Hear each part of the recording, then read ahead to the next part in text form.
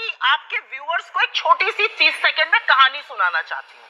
कहानी है भीखू भाई दलसानिया जी की। ये गुजरात के रहने वाले हैं। ये बीजेपी बिहार के संगठन महासचिव महामंत्री बनाए गए हैं। इनको गुजरात प्रोजेक्ट में लाया गया है। लोकसभा के चुनाव में इन्होंने गांधीनगर में अमित शाह जी को वोट दिया था। अब ये बिहार में वोटर बन गए हैं। इनके नाम के आगे कोई घर का पता नहीं है, इनके नाम के आगे और कोई डिटेल नहीं है। इनके नाम के आगे बस इनका नाम लिखा हुआ है। ये बिहार के मतदाता बन गए। मैं ये जानना चाहती हूँ कि इन्होंने 5 साल कहाँ वोट दिया है। अगर ऐसे ही होने लगेगा कि लोकसभा में कहीं वोट दूंगा, विधानसभा में जाकर कहीं दूंगा और बीजेपी के सर्वोच्च पदों में से एक बैठूंगा, तो ये कौन सा मखौल उड़ाया जा रहा है, इसका जवाब दिया जाए। यहाँ पर केसी त्यागी जी ने जिक्र किया MS गिल साहब का, भगवान उनकी भी आत्मा को शांति दे।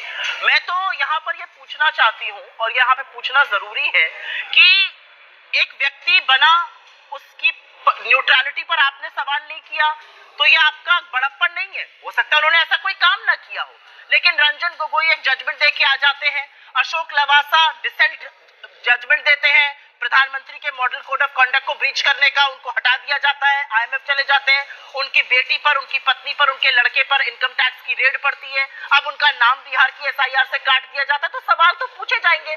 सवाल इसलिए पूछे जाएंगे क्योंकि जब प्रधानमंत्री मॉडल कोड ऑफ कंडक्ट का ब्रीच करते हैं तो राजीव कुमार जी जो अभी चुनाव आयुक्त के पद से हटे हैं, वो नोटिस JP नड्डा जी को भेजते हैं, बाकी सबको नोटिस उन्हीं को भेजा जाता है। तो यहाँ पे न्यूट्रलिटी पर और साख पर दिक्कत है।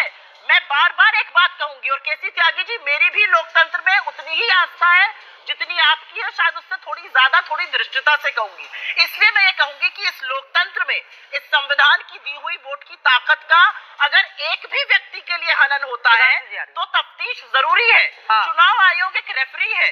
चुनाव आयोग के ऊपर स्वतंत्र और निष्पक्ष चुनाव कराने का दारोमदार है, और अगर वो ये ऐसा नहीं करेगा तो क्या उसको कटघरे में नहीं खड़ा किया जाना चाहिए? ये कैसी बात हो रही है? और एक छोटी सी बात चित्रा जी, मैं आपसे भी कहना चाहती हूँ, आपने इस मुझ पर भी टिप्पणी करी थी, मुझे बोलने का मौका नहीं मिला था, फिर आपने कंचना जी से भी कहा कि सड़क पर उतरने की क्या जरूरत है।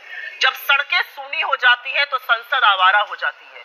ये बात और ये शब्द मेरे नहीं, ये डॉक्टर राम मनोहर लोहिया के थे। और ये जरूरी है कि याद दिलाया जाए यहाँ पर कि सड़क से संसद तक लोकतंत्र का जीवित रहना जरूरी है, और इसलिए जरूरी है सड़क से संसद तक का लोकतंत्र का जीवित रहना, जिससे कि लोगों के मुद्दे उठे। फिर तो बीजेपी जब प्रदर्शन करती थी कांग्रेस की सरकारों के खिलाफ, तो क्या वो गलत करती थी? वो उनका लोकतांत्रिक अधिकार था, ये हमारा लोकतांत्रिक अधिकार है।